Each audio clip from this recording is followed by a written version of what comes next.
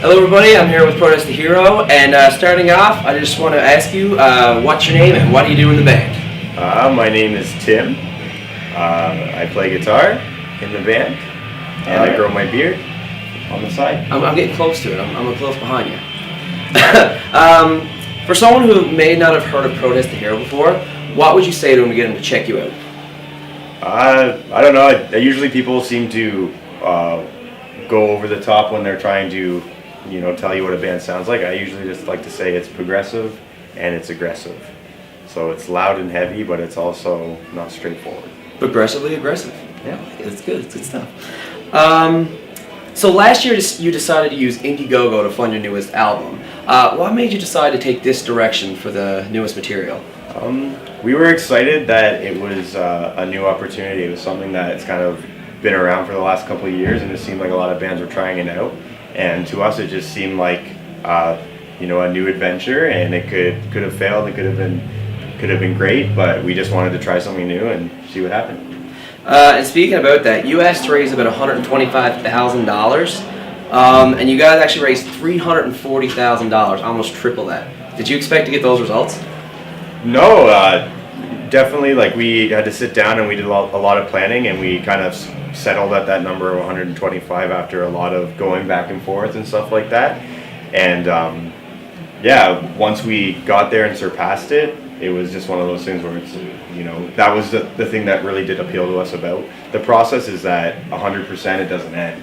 Yeah. Doing 200 and whatever percent was possible. You've seen people that have done over 1,000%.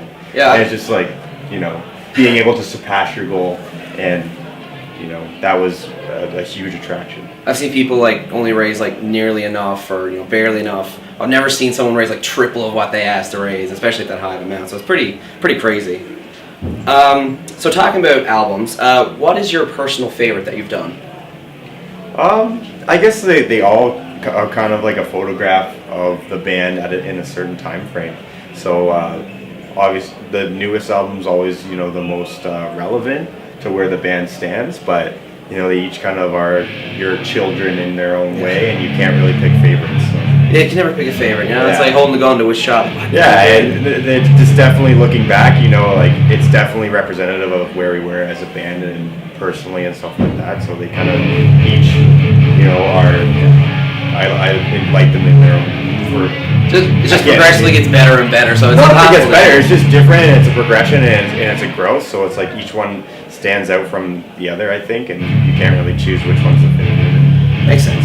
All right, so I can't even count how many times you've been to Newfoundland now. This is the umpteenth time, and you keep coming back. And even on the newest album, you wrote a song about here. What is it about the province that you love so much?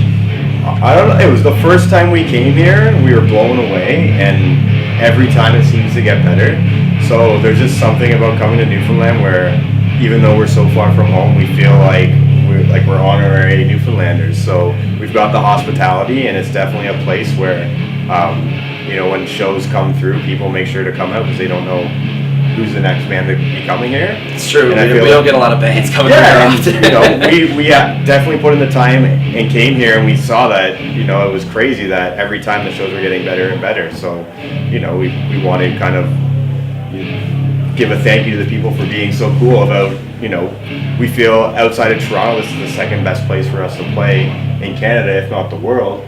So why not keep coming back? It's a pretty high honor, especially when Toronto gets so many shows. I mean, I have friends up there who go to a show like every second day. Yeah. There's so many tours that go through Toronto. It's insane. Any day of the week you can be choosing between shows. So. Yeah. So I wish I had that choice, but it's this one, and then like 2 months from now I'll have another great choice. So can you tell us about a memorable or maybe your favorite experience you've had on tour? Jeez. I know there's been a lot of them. There's been a lot of highs, there's been a lot of lows. I don't know, I think just to keep it like relevant to here, I think the first time we played at the CLB, it was pretty memorable. It was a long time ago, but it was one of those moments where the first time we played here was 2 kind of packed bar shows, and the second time it was in a place like this, and it was just way bigger, so. Even more people. Yeah. Would you getting say screeched in on stage? I was just about to say, getting screeched in. Would you say that's a memorable experience? Absolutely. I guess it's something you have to do your first time you're here.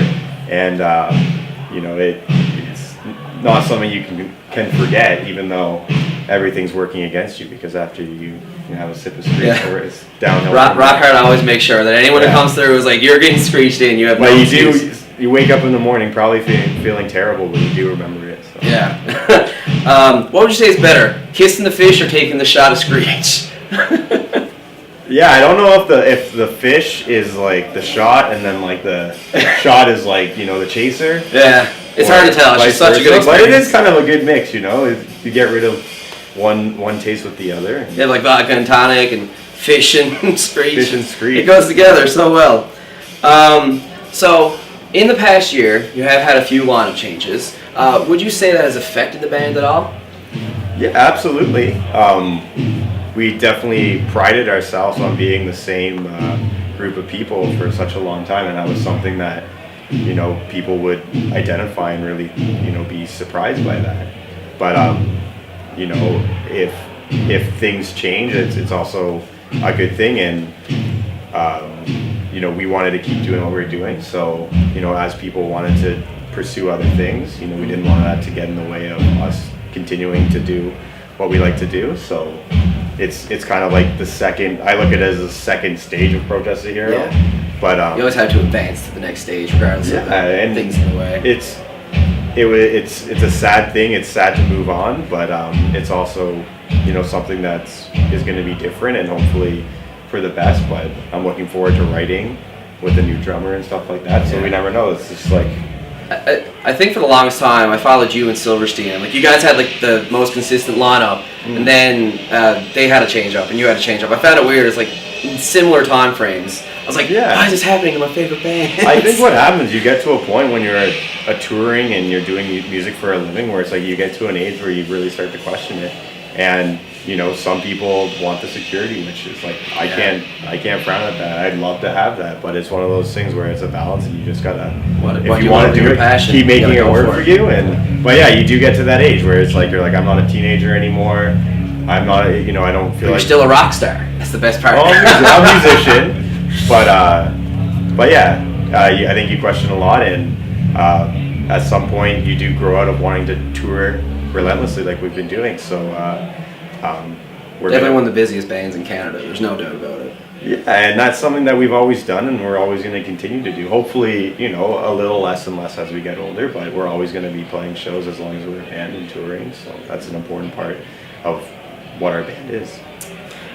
So talking about departure, Mo left the band, and you had an opportunity to record the album with Chris Adler, the legend. Like, how did you guys manage to get that to happen? Yeah, it was really a phone call. Our manager also manages Lamb of God, and we knew Chris is a fan. He'd been out to a couple shows in the past, so we met him, and he seems like a rad guy, and also a drummer that I've always looked up to and thought he had a very unique sound as far as a drummer.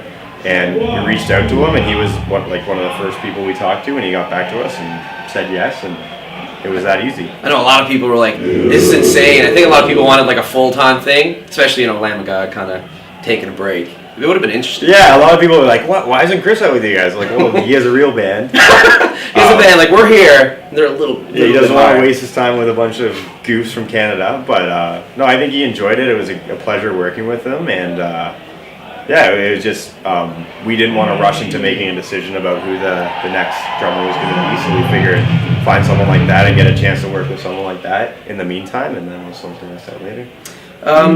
What would you say that you feel personally has been your biggest accomplishment as a band?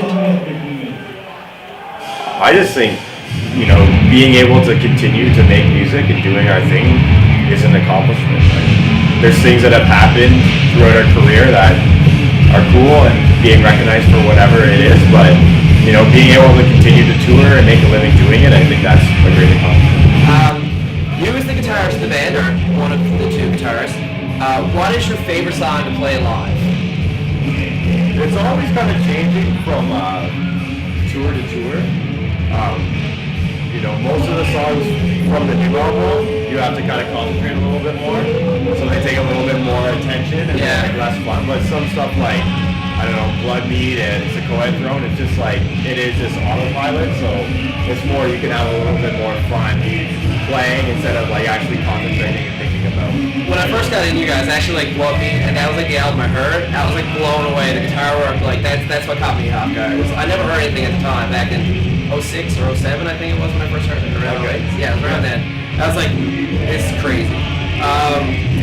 What is the strangest thing you've seen on the road or like on tour? Something just really just caught you off guard, and you said, "What the hell just happened?" It's hard to like wrap your brain on the spot. Strangest as in just like weird or You could have seen something weird on the side of the road at a venue, something that just like you will never forget. Yeah, I remember seeing. I remember we were just driving on one of the interstates in the states, and there was this truck slash boat slash motorhome that we're passing, and we're like, what is this? How is this driving? Well, I guess very exciting, but it's the new Toyota 2014. yeah, It's the new but baby. it was a miracle that it was actually moving. So closing on the questions now, what's next for Pro Miss the Hero? Well, we're gonna be touring for the rest of the year on and off. We're trying to go to as many places that we've been before and try to get to some new places as well. And hopefully in between our breaks we'll have some time to write some new material. And that's about it. Alright, cool. Yeah, I think that's about it. Tim, if you could say anything to fans out there right now, what would it be? Yeah, well, thanks for coming out and coming to our shows. Like, it seems like it's always, climbing for us. So the shows are always getting better. We're meeting more people. We're playing in front of new faces and seeing people from the past. So it's great. So, we really can't do this without people coming out to see us play. So we're very thankful for that.